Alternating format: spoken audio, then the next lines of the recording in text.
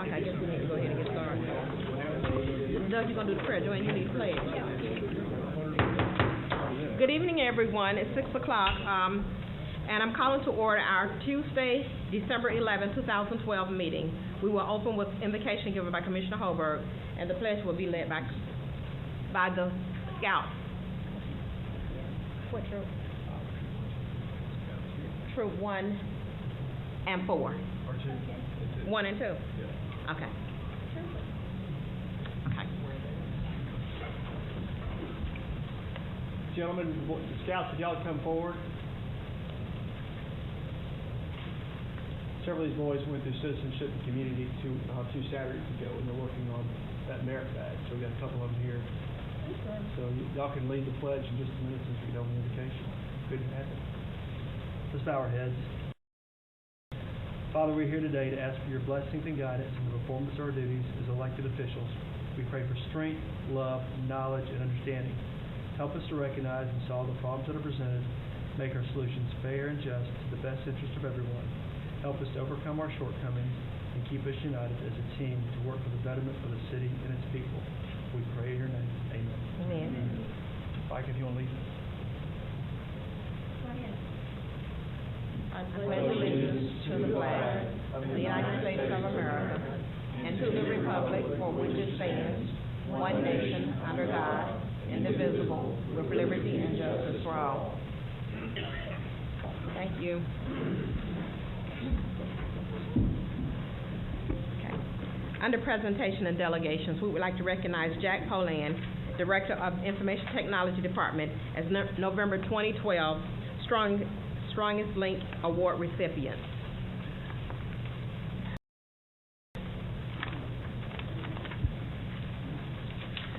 Good evening, Madam Chair, Commissioners.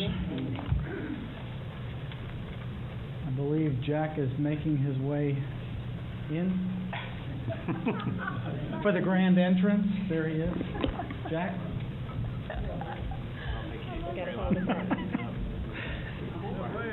You're up.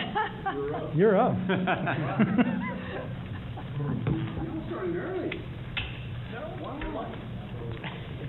What does your watch say? And I bet it's wrong. 2 minutes till 6. 5 minutes, 4 minutes after. Oh my gosh, I am so sorry. We call it, yeah. Clock's right on the computer. No, it's 4 minutes fast. What time does the computer? Oh, it's at 6. We did start early. What's your phone say? Sorry, we did start early. That's all right. Let me begin by saying that 5.5 years ago, I came on board and signed up with the city. And had I seen then, before I was putting over this department, I might have had second thoughts right then and there. Jack didn't have that had the same luxury, didn't get to see what we walked into, and has since turned it around and did an amazing job. You know, where do I begin with a gentleman who has plenty of experience? Let me just say it that way. That's an understatement. With someone who has worked with the federal government, military, security, managed hundreds of people, and basically knows this process of information and technology inside and out, and could probably write books on how to manage security, how to manage teams, and professional development. Well, let me repeat a couple things here that were mentioned in the write-ups. Staying on the edge of developing technology. He's always cost-conscious and analytical when planning any project as to always meet or exceed budget requirements. He's always trying to renegotiate outdated and new information technology and telecommunications contracts to consolidate services for the best prices available, ultimately saving the city money. It goes on. Jack recently had major knee surgery, but that didn't stop him. He's standing here today before us. And during that time, while in the hospital, he was sending emails to his team of professional computer wizards, and I don't know what else to say, guys. You guys are top-notch when it comes to the computers there. And just to make sure that everything's would keep moving forward and keep from getting complicated, and to keep them keep them going to fruition. He's an important asset to the city of Griffin. He never asks anything for himself, only that the team does a good job. Let me read this quote. "Jack is one of the best bosses I have ever worked for," end quote. Anytime a department has a need for information and technology, he does what he can to see that that need is filled in a sensible and timely fashion. Ladies and gentlemen, I think this person, Jack Poland, who's standing beside me here, is an incredible asset to this city. Had anyone seen, I'm sure you have, the spaghetti mess that was over at the old building from way back when to where we are now is light years from that point. So, with no further ado, I'd really want to congratulate Jack Poland on receiving the Employee of the Month award and the strongest link in the chain.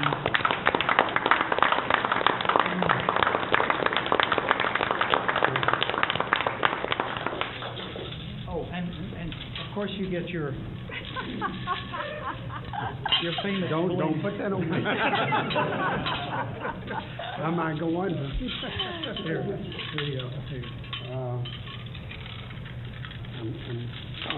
Thank you, Marcus. I just want to take a few moments to say that I don't want this to be about me.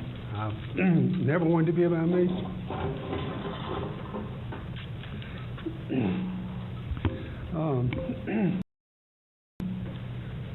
Guys, I want you to come on, please.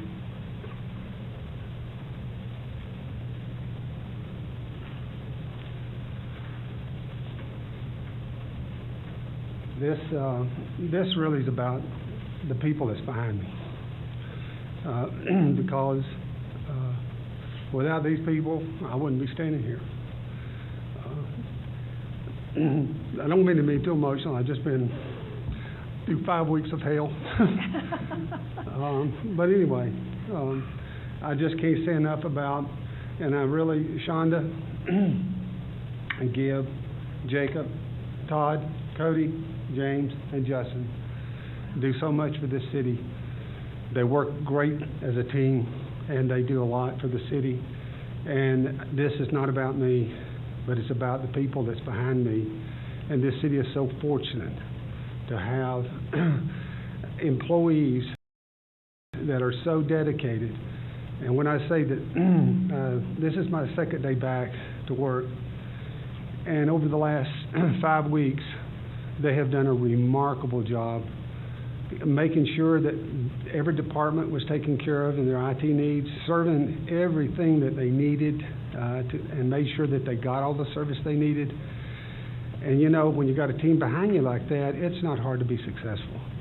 And to me, leadership is about the people, and the people doing what they're supposed to do, and it makes your job easy. And without these people and this tonight, I would not be standing here.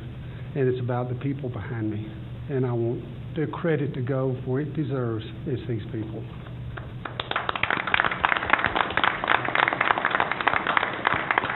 Thank you all very much. It's been wonderful 5 years, and I look forward to 5 more. Jack, Thank you you. set the standard. When you came here, you had an awesome task. You and I had many conversations, and you set the standard. You righted the ship. You brought in the right people, and you have to take credit for that, whether you want to or not. Amen. Well, thank you.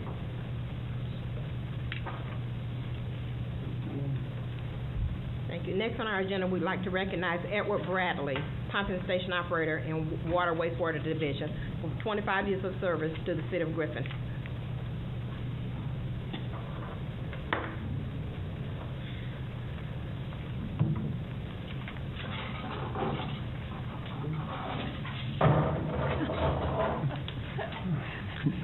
Sorry. Jack didn't take his hardware with him. Yeah, it was pretty good. I thought maybe it's tie me up.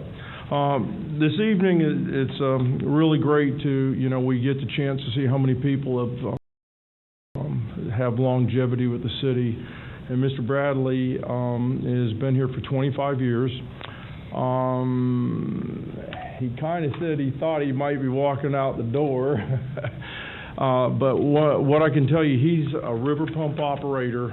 And what that really involves is he knows where every pipe is going from Heads Creek back to the river and back into town. And his responsibilities basically are, there's probably nothing that he doesn't know about those historic pumps, right? Yeah, 1929. But when we troubleshoot the pumps, he's one of the people that we go to. Mr. Beasley has worked with him for 25 years, and James, as you all know, has been here for 35 years. And it's really a great pleasure this evening to be able to give him a 25-year award for working with the city of Griffin. And he really is one of the people that you never see. He's a never land out in the out parcels like most of our employees, but dedicated, makes it on time, does what he's got to do, and he really has a good knowledge of our system. So after 25 years, we're going to give you this award, man. And thank you, sir.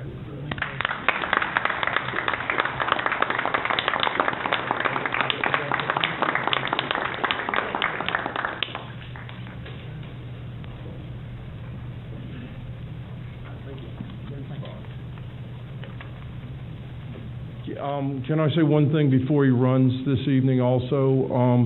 Just wanted to let you all know today is Adam's last day with the city of Griffin, and I know he's going to make his presentation and split, and before he splits, just wanted to say that he's been a true asset to the city of Griffin.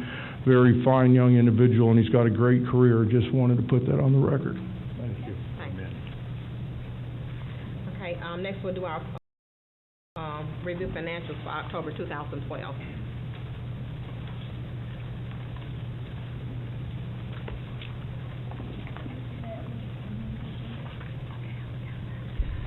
Excuse me 1 minute. I was requested to retrieve some jewelry.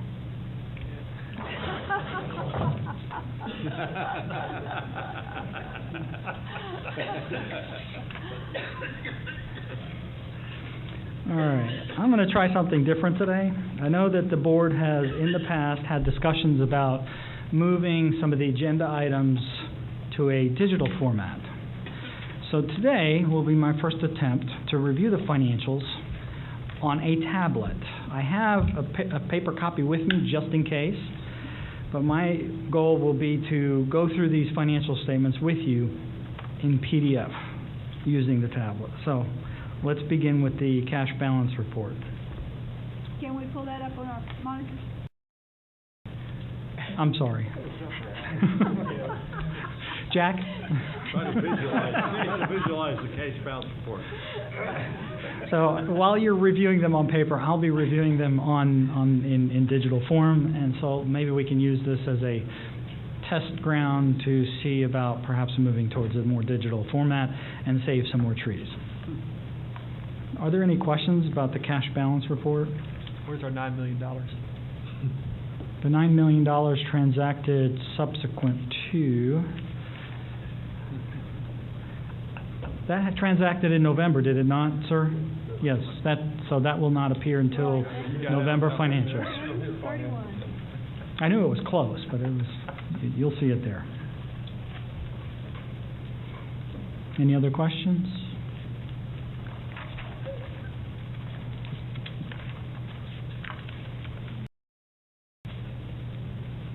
Oops, lost my document. Hold on. Okay, the next item up will be the local option sales tax report.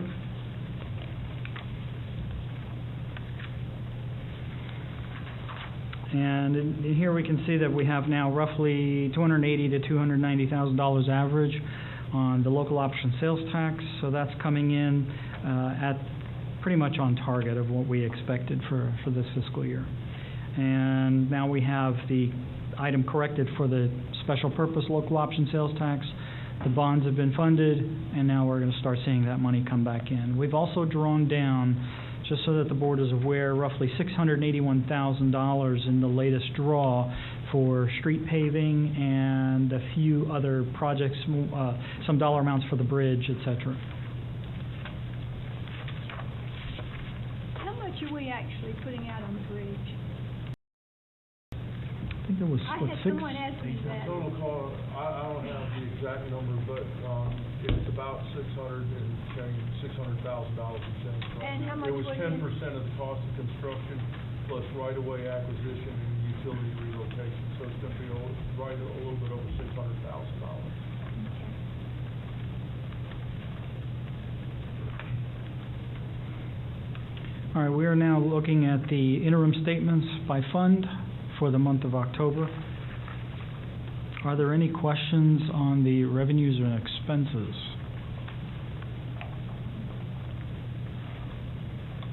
So I'll have to make a comment here.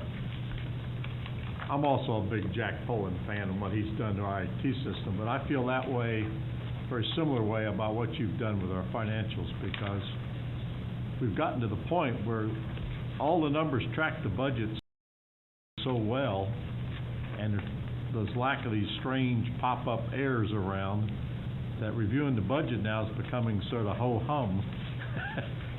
You don't find the surprises and the twists and turns you used to, so you've done a marvelous job, and of course with Kenny and the team of doing a good job of budgeting, we track along. So the good news, following the budget's become boring, and that's a great change from a few years ago. Well, I'll take that as a compliment. Thank you, sir. I like boring numbers. You are. But here again, as Jack so eloquently stated, it's about the team, and I'm merely the reporter of the activity throughout the organization. Yes, I'm responsible overseeing that all the numbers get keyed in correctly. Ultimately, it is up to the departments and the city manager to really mandate the cost consciousness and awareness of the financial position in each department. So without their cooperation, this would not be possible. The boringness wouldn't be here. Yes, sir. Any questions on the revenue and expense reports? I used to be able to sit there on the weekend and come up with all sorts of juicy questions and whys, and now I'm stumped. Well, that's a good thing, That is sir. a good thing. I think that it's a great report, and again, I would love for the public to get copies of this. We do. We make this available on the website, and we will... Will it be on the website? It will be on the website, yes. And we are in the process of procuring some quotes. We published about 300 copies last year with that nice cardstock gloss cover. We intend to do the same this year and get it out to the local businesses. Right, and when we're recruiting industry, Yes, ma'am. something like this is always nice to take with us, The county could do one, and the city could do one. Are there any questions on the popular annual financial report, this has been submitted to the GFOA, the Government Finance Officers Association, for 2012. So we hope to hear back in a couple months, about 90 days or so. Okay. All right, anything else? Thank you, Marcus. Okay, thank you. Make a motion. Yes, I'd like to make a motion to amend the agenda to go into closed session at the end of tonight's business for personnel exception and attorney-client privilege for pending litigation. Second. Okay, I have a motion and a second to amend the agenda. All in favor, let it be known by show of hands. 6-0. Okay, next we'll move into citizen comments. At this time, the chairperson opens the floor to comments from the audience. Comments should relate to a specific agenda item not listed on the agenda for a public hearing, or to a concern within the jurisdiction of the city. Commission meetings serve the purpose of conducting city business and are not a forum for the unlimited expression of opinion.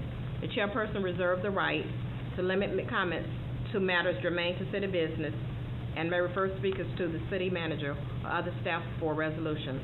Is there anyone on my left that would like to come forward and address the board? Is there anyone on the right that would like to come forward and address the board? Okay, we'll move into our public hearing.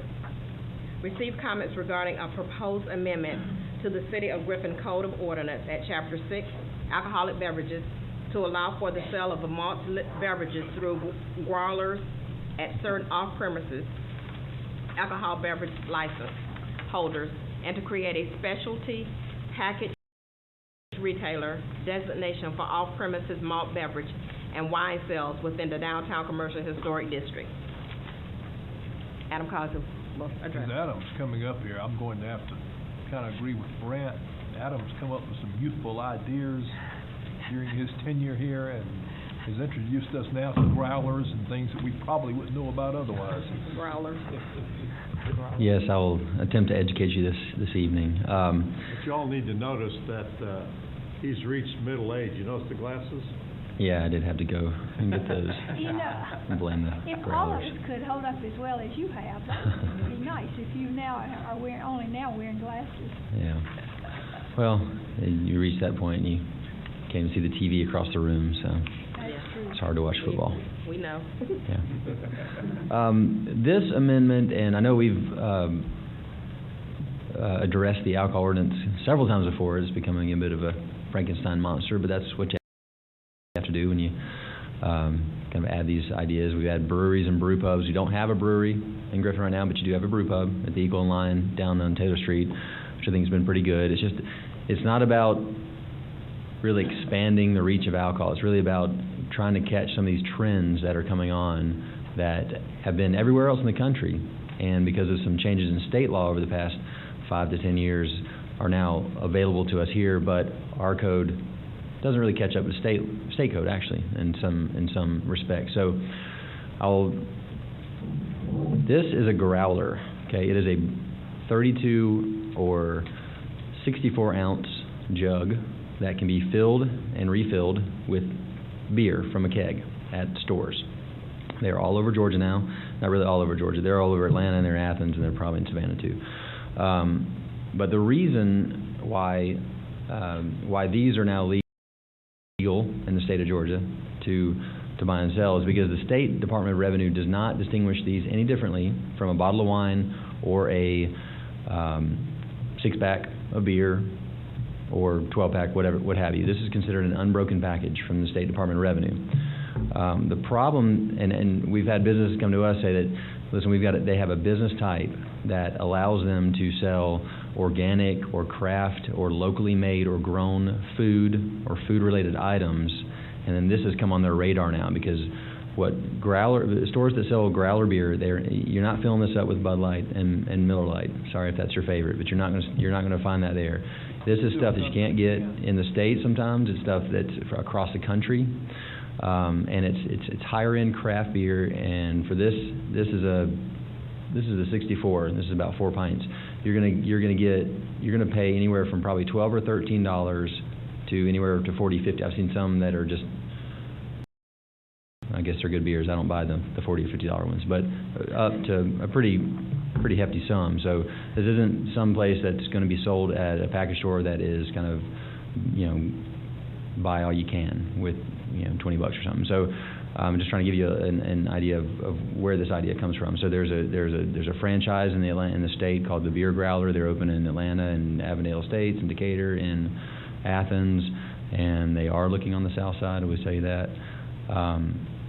And they just sell these, and they also sell the glasses. And I'm a beer aficionado. I'll admit to that. And I didn't even know that there were half the glasses that are available now for beer. Apparently, I'm drinking beer out of the wrong glass because there's about 20 different types of glasses. But our ordinance is going to allow for specialty businesses to sell growler beer, but only if they are a food-related business in the historic district of Griffin. What we want to do is we think that this will fit in with the business types that are in downtown Griffin, the historic nature.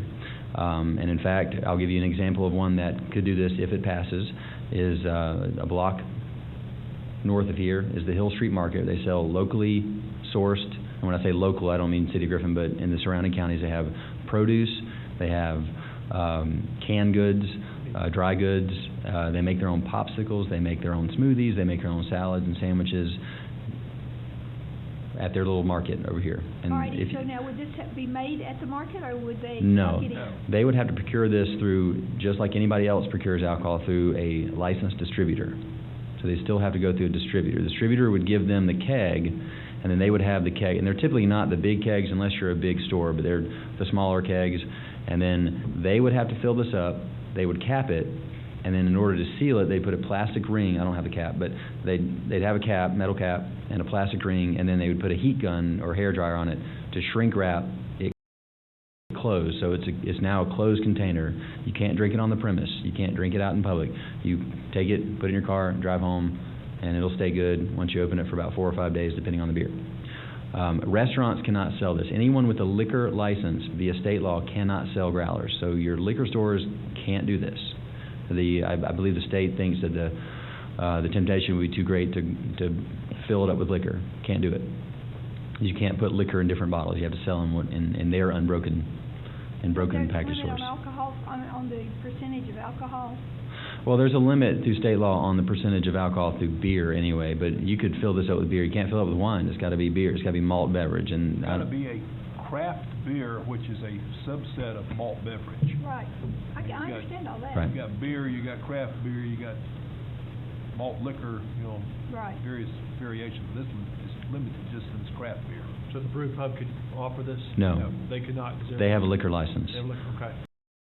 Plus, this is not for on-premise consumption. This is just, we have two categories of alcohol licenses: off-premise, your package stores and your grocery stores, convenience stores, drug stores, and then your on-premise, which is restaurants and brew pubs and hotels.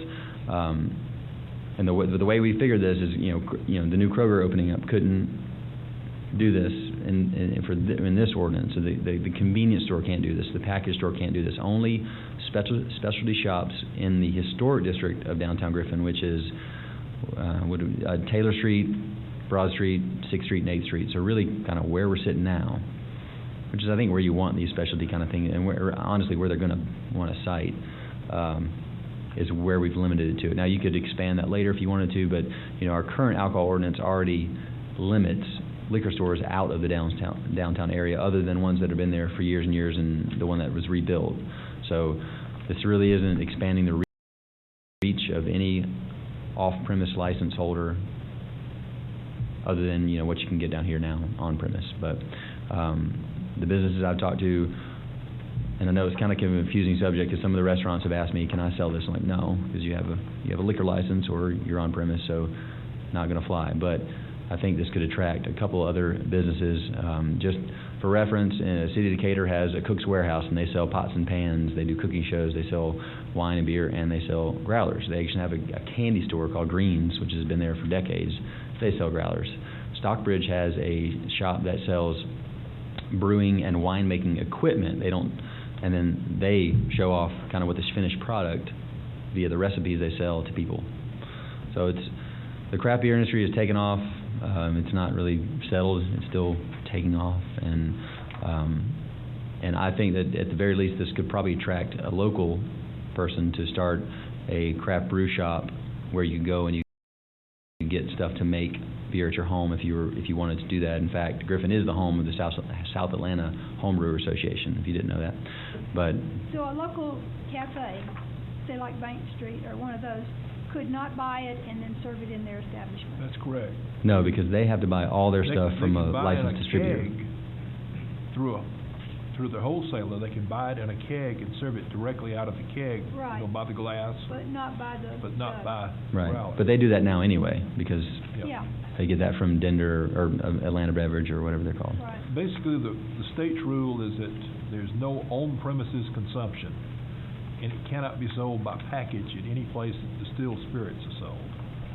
The other thing Adam hadn't mentioned is that this is the only area in which the state has ever allowed for sampling of a product before you buy it. And it's limited, it's got some rules with it.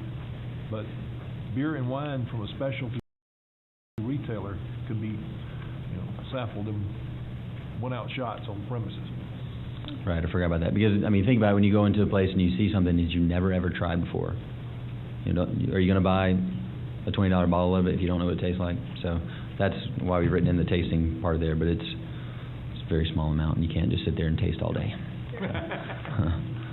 Well, I think this will bring us into, alignment with the state law, as you said. Well, the state has kind of taken a hands-off approach on it and said that this is no different than a six-pack, so cities have at it. So we're just trying to do something that fits within Griffin that also complies with state law. Oh, I agree with you. I think this is a good idea, and I also think it could attract some more business downtown. I think it also attracts younger people.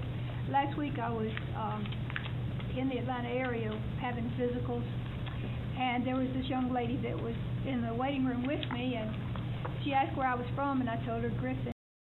And she says, "Oh, you are so lucky to live in Griffin. My brother-in-law works in the city of Griffin, and we get to come down quite often and visit and go to the wonderful restaurants in Griffin." And I thought, lady, I wish I could take you back and let Griffinites hear what you have to say. They come in, they say our streets are beautiful, our downtown they absolutely love. And I did ask where the brother-in-law worked, and I won't say that, but not once did I tell her that I was anybody but Joanne Todd. And so I just wanted to hear what she had to say about our fine city, and I was very proud of what she had to say. And one of the things she liked was the eating establishments downtown and the friendliness. So That's I good think to hear. a lot of that goes to you. Well, thank you, I appreciate that. Well, I also want to compliment on you. You brought forward quite a number of sort of modern thinking and interesting ideas for downtown and businesses. So you've done a great job here, Adam, and this is the latest in your innovative ideas, and I congratulate you on those. Well, thank you. I appreciate the opportunity to work here. It's been almost 5 years, I guess, working for the DDA, and prior to that, I was city planner for a couple of years, and I feel really at home in Griffin, and there's never a good time to leave, but I'll be back. There's too many nice places here to come and visit, and then really the kind words should probably be said for the businesses who've taken a chance on coming in back into downtown Griffin and spending their money and working 12-hour days in their shop and redoing their buildings and investing, not just time and money, but just their whole family sometimes into downtown Griffin. So that's what I look back on and will remember a lot. Thank you. This is a public hearing. Is there anyone that would like to have a comment to address this item on the agenda at this time? Thank you. We'll move on to receive comments regarding a request for the annexation of the following lots. The City of Griffin notifies Spalding County via certified letter of the intent to annex the subject parcels. The applicant subsequently requests to zone the properties as planned industrial development. 310 Searcy Avenue, 312 Searcy Avenue, 316 Searcy Avenue, 320 Searcy Avenue, and 933 Harlow Avenue. Taurus Freeman will address. Madam Chairman, Taurus Freeman, Director of Planning and Development Services. This is actually a twofold request. One is for the annexation and the other is for the rezoning of said parcels.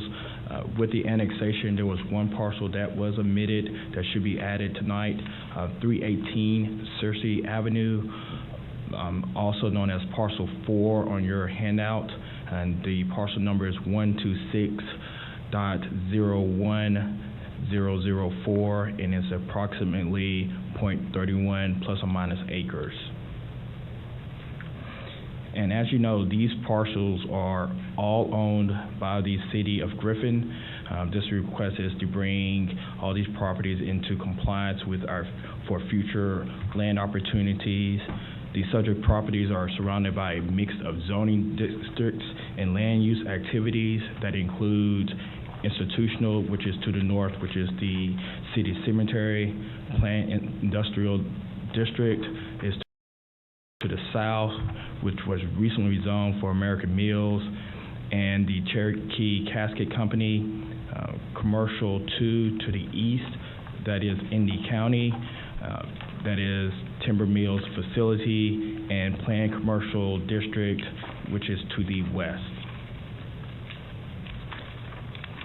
The rezoning portion of this request was heard by the Planning and Zoning Board on November 19th, and they recommended approval. At this time, staff does recommending approval for those lots, but also to downgrade several of those lots from PID, Planned Industrial Development District, into institutional for use for the cemetery. Okay. All right, this is a public hearing. Is there anyone that would like to come forward and address this item on the agenda? Okay. I have a question. The last thing you said, some of them you want to downgrade to institutional from PID. Which ones do you want to pull out? Only the property at front's on Harlow that was part of the old parking lot. Okay, well, that's item number 6. That would be PID. No, it's actually, no, it's part of this item. 933 Harlow? 933 Harlow. That would be the PID tract. Everything else encompassed in this annexation would be institutional and be used for future cemetery expansion. So parcel 320 Harlow, if you'll look at the... Okay, I've heard it both ways. If you look at your last page, make it real simple for you. Okay, well, I walked off without my eyes. All right, your survey? So the Harlow Avenue is PID and the other ones are institutional. Right. I heard it backwards. Thank you. Yes. So the industrial tract, they only need the small tract, the rest of it's going to stay in the city for future cemetery? It's all it is, that's correct. Okay, got it. Okay. Anyone else? Thank you, Tara. Thank you. Okay, next we'll receive comments regarding a request for the annexation of 424 Searcy Avenue. This is... .091 plus minus acres, lot, block 126.02.008. The City of Griffin notified Spalding County via certified mail of the intent to annex the subject parcel. The applicant subsequently requested to zone the properties as planned industrial development. And Madam Chair, just like item 5, number 6 is an annexation and rezoning, and this parcel is actually in conjunction with a future economic development parcel that was rezoned a couple of months ago, and that was 940 Harlow Avenue. Both of these parcels will be a benefit and make those parcels legal conforming lots of record. Just to be a nitpicker,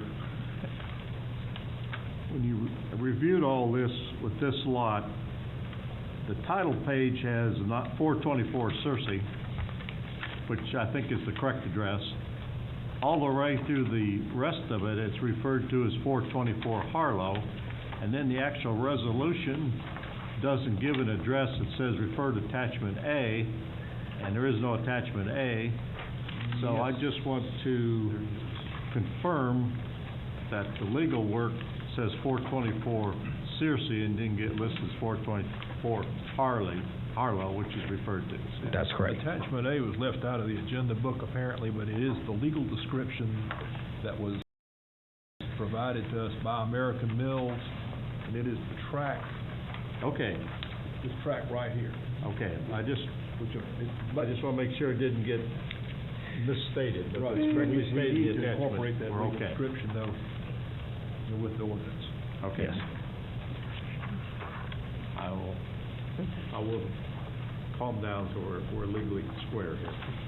Okay. Is there anyone else? Okay. This is a public hearing. Is there anyone else that would like to come forward and address this item on the agenda? Thank you, Tara. Okay, we'll move to our consent agenda. Consider approval of minutes of the regular scheduled meeting on November 27, 2012, minutes of the workshop on November 27, 2012, and minutes of the special call meeting on November 27, 2012.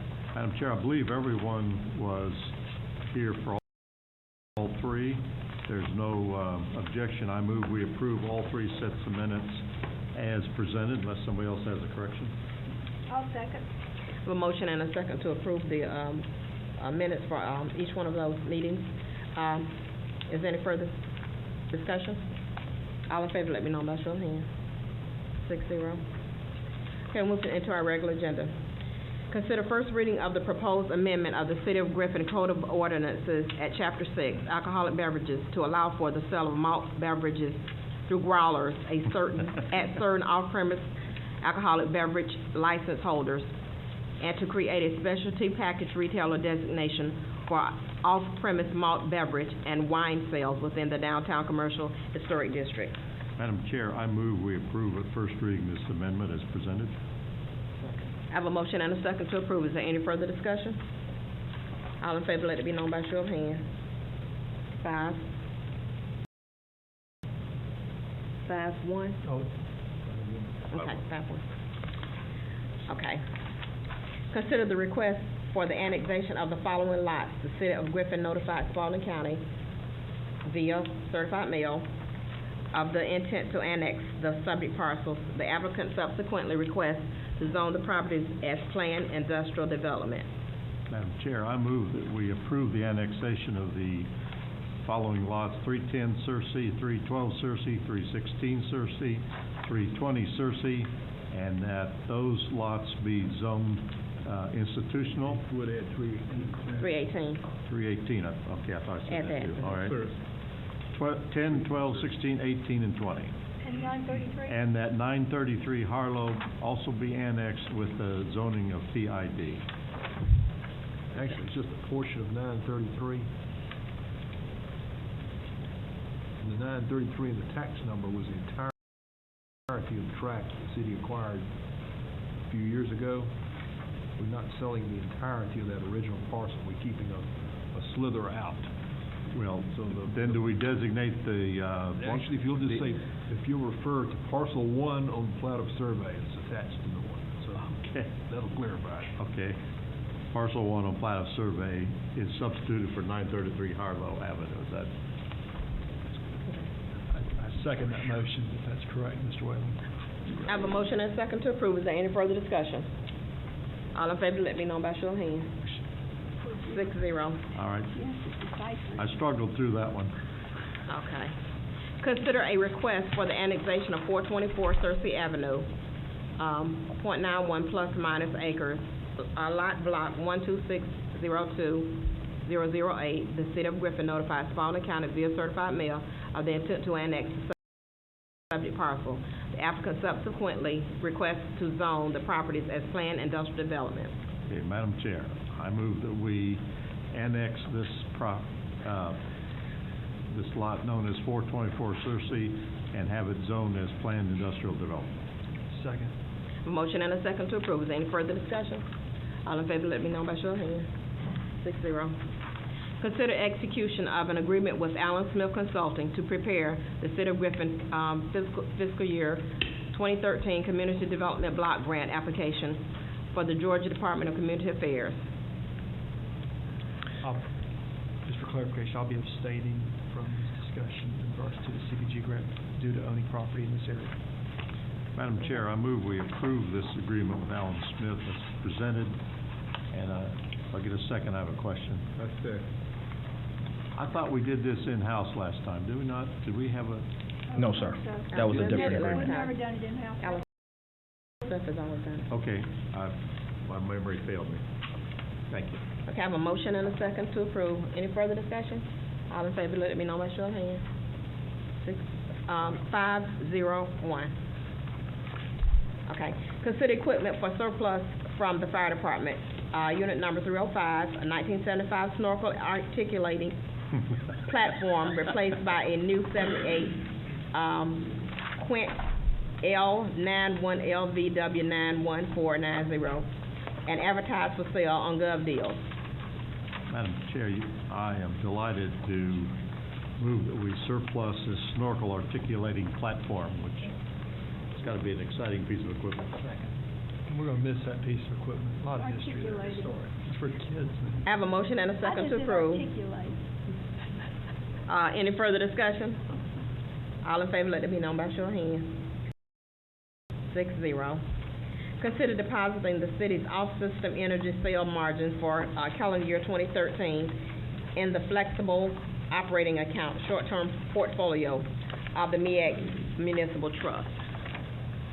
Make a motion to approve. Second. A motion and a second to approve. Any further discussion? All in favor, let it be known by show of hands. 6-0. Consider directing MEAG to add $224,649 per month to the MEAG bill and deposit $89,129 per month to the flexible operating account short-term portfolio. Wait a minute. Short-term portfolio. $82,760 a month to the new generation and capacity funding account short-term portfolio and $82,760 to the new generation and capacity funding account intermediate term portfolio. Sure, that's what you say. Madam Chair, I move that we direct the amounts as stated into those accounts. That's it. I have a motion and a second to approve. Any further discussion? All in favor, let it be known by show of hands. 6-0. Consider purchase of a 45 feet material handler bucket truck from Altech Industries in the amount of $145,702 for the electric department. I move we approve. Second. I have a motion and a second to approve. All in favor, let it be known by show of hands. And that is also $25K under budget. I beg your Right, pardon? I saw that. Thank you. It's about $25,000 under budget. Under budget. Good job. Thank you. Yes. Did we vote? I thought it was interesting that the low bid didn't meet the I think we're specs, which 6-0. was, I mean, why would you? They were just throwing a truck at it. They just wanted to get in the game. And they didn't meet the safety ANSI standards. For the record, this was the next low bid, but it's the lowest that met the specs. Next year we go to South Dakota, the Terex plant, and go check out their pheasants. I've been there. Do it right during Sturgis? Do Yeah, I'll you finish. clean and eat what you cook? Yes, ma'am. Okay. They have a factory out in South Dakota, Terex Does it? factory. And then mail it to, or ships it to you. Okay. Consider directing MEAG to transfer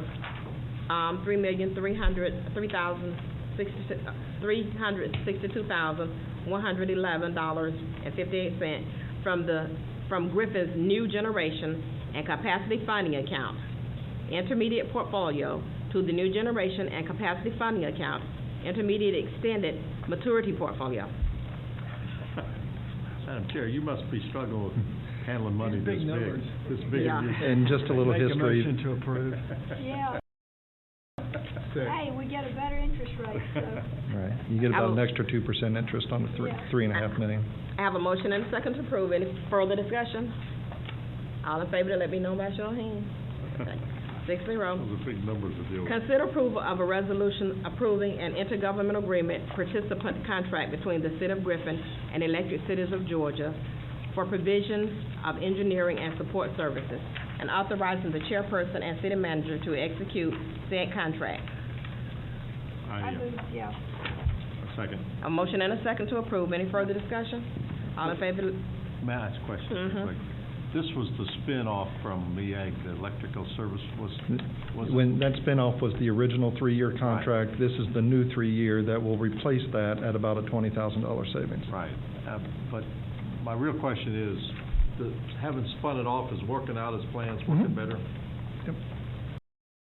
Okay. It's still the same services, same people.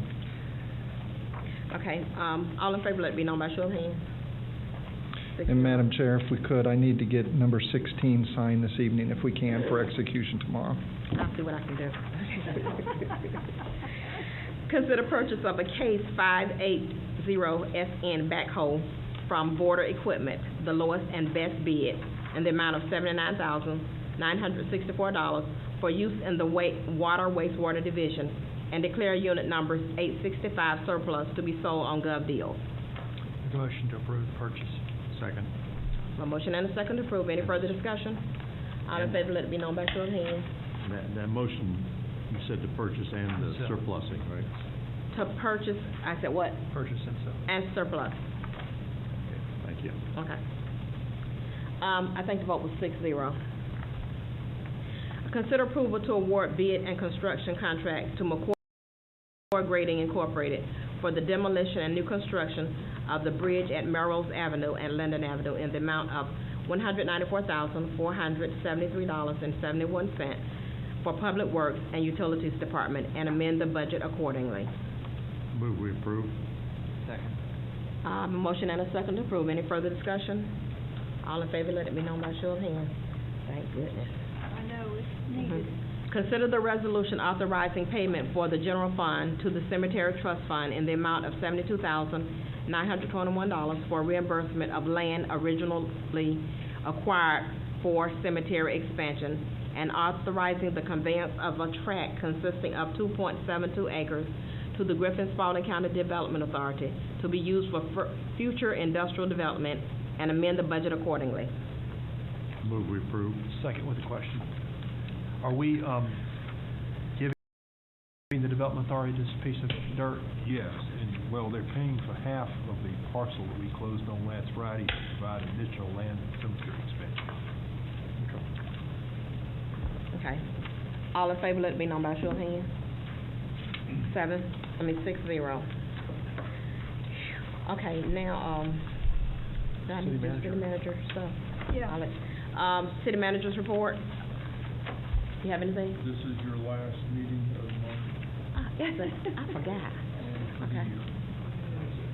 Okay. Drew, do you have anything? No, I don't. You do have a closed session, though. Mm-hmm. Yeah. Any commissioners have anything? I have one thing. As you know, we've created an archive, and we've now acquired Wally Brown's, all of his historical stuff to be copied. He wants the originals back. We've gotten boxes and boxes of records from the Historical Society. Other folks have brought us things, and more people are wanting to bring us things. So we're up and running. I think it's time to have a part-time archivist to help us get organized and make this work. It'd be $7,000-8,000 if we find someone for the rest of the year for maybe 20 hours a week to open this and get it organized. The only money available is our commission contingency budget, which we really haven't used this year. Would this commission be amenable to looking for a part-time archivist to get this open and started and spend a little money from our contingency budget to make it happen? I'd like to see a presentation. Okay. I need to take you over to our archive and show you what we got. You haven't had Well, I can imagine if you need someone to go in and sort through it and do all that kind of stuff, that it's pretty... And we need to set this up so that it's done in a professional manner, and I don't know how to organize it. I just know how to go out and get stuff. I think it's much needed. When you say for the year, are you talking about for this? The fiscal year. The fiscal year, okay. Yeah, and then work it into the budget for the next year. Part-time wouldn't be too expensive, and we'd get this really moving along good, I think. And how much did you say? I think $7,000-8,000 to finish out. 7 or 8? Yeah, to Okay. finish out this, somewhere in that neighborhood, depending what a part-time Finish out archivist the would cost. fiscal year, not the calendar. Fiscal year, yes, Okay. talking fiscal year. Okay. All right, if it's okay, I'd have Kenny put it on the agenda and we'll discuss it. Okay. Okay, thank you. Okay, anyone else? Yes, ma'am. This past Saturday, over 300 people participated, including several of our city police and fire department personnel with the Salvation Army. Was awarded a Kaboom project from the McDonald's Foundation. So if you get a chance, drive back behind the Salvation Army and see a brand new playground that was put into this community. It took 5 hours to put this whole thing together, so it was pretty spectacular with all the help there. My husband came home was exhausted because Doug just moved so fast. Harry was on the tail end, and he said, good heavens, he wore me out just keeping up with him. But, yeah, and then we went by Sunday and viewed it, and it is really magnificent. So, exciting times, and there. And some of the other scouts walked in. Scouts tolerated me for 6 hours. The previous Saturday, through citizenship in the community, learning about our government, they had Zach Holmes come in from the school board, Raymond Ray from the county commission, and myself from the city, and gave them an overview of how city government and our local government works. And part of the requirement is to observe a commission meeting at work and decide on an issue that we discuss and write a report on it and report back to me. So we had about 20 scouts that participated, and I'm glad to have y'all. We got started a couple minutes early by accident, so glad to have y'all here, and I know several of y'all running off to y'all's next meeting. Can we set that clock correctly? No, we don't believe in clocks in Griffin being set correctly. Somebody make a motion to go into closed session. All right, do you have anything to say? Good job, Jack. All right, I move that we go into closed session for the purpose of